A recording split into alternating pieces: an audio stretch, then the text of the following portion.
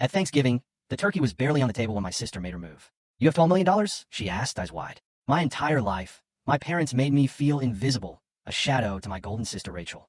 But at Thanksgiving, when Rachel tried to publicly shame me, I unleashed a secret that didn't just expose her, it shattered my family's entire world. Let me tell you, it's not easy being the invisible child. You know those family dynamics where one kid can do no wrong and the other just isn't seen? Yeah, welcome to my life. Everything was pretty normal until I was 8. I was an only child, and while my parents weren't exactly warm and fuzzy, they were there. Mom helped with homework. Dad sometimes took me fishing. We weren't the Brady Bunch, but we were fine. Then came the night that changed everything. My Aunt Kelly showed up at 2 a.m., telling me to pack a suitcase. Mom was in the hospital. My sister Rachel was on her way, but she wasn't due for another 2 months. The next few weeks were a blur of hospital visits and hushed conversations. Rachel was tiny like one of my baby dolls, but hooked up to all these tubes and wires. I wasn't allowed to touch her or even get too close. That was the first time I felt it, that invisible wall forming between me and the rest of my family. When they finally brought Rachel home, our house became a sterilized bubble. Mom was obsessed with germs. Industrial strength disinfectant everywhere, hand sanitizer stations in every room, constant cleaning.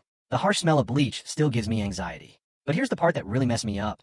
Anytime I showed the slightest symptom of illness, I was whisked away. Sneeze once? Pack your bags for Grandma Marie's. A mild cough? You're off to Aunt Kelly's. At first, it wasn't so bad. Grandma Marie made amazing cookies, and Aunt Kelly had an incredible collection of Nancy Drew books. But kids aren't stupid. After a while, you start to understand what's really happening. You're not being sent on adventures. You're being treated like a threat, as if your very existence could harm your beloved sister. I tried everything to get their attention in a healthier way. Honestly, I got straight A's. Mom barely looked up from Rachel's latest doctor's appointment calendar. I won first prize in the science fair with a project about renewable energy. Dad just asked if I could store the display board in the garage because Rachel is allergic to cardboard dust. Is that even a thing? The Real kicker came when I was 12. For months, I've been practicing for the school talent show, teaching myself to play bridge over troubled water on the piano. I know, a little on the nose. The night of the show, Rachel had a 99.1-degree fever. Guess who had no one in the audience? Meanwhile, 2 weeks later, the entire family, both sets of grandparents included, attended Rachel's 15-minute flute recital, where she essentially murdered hot cross buns.